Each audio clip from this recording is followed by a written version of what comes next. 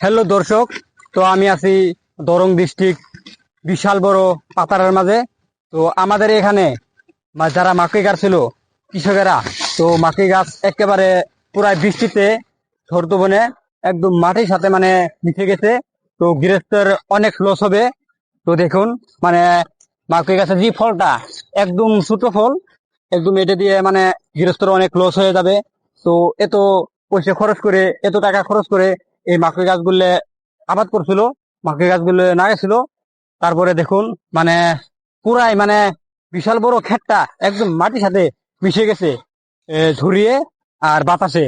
তো এরকম হলে আমাদের গ্রামের মানুষেরা এ মানে এগুলা সবজি আবাদ করে, এগুলা মাকই আবাদ করে কয়টা টাকা ইনকাম করে। আর যদি এভাবে ফসলগুলা এভাবে নষ্ট হয়ে যায় তাহলে ইনকাম করতে পারবে না, মানে অনেক লস হয়ে যাবে। আমি নতুন এমপিকে, আমি নতুন সরকারকে আমি জানাই যেন এগুলা আবাদি আবাদের আবাদের কৃষকদের যেন কিছু একটা এই আবাদ নষ্ট হওয়ার জন্য কিবা একটা যেন দেওয়ার চেষ্টা করে।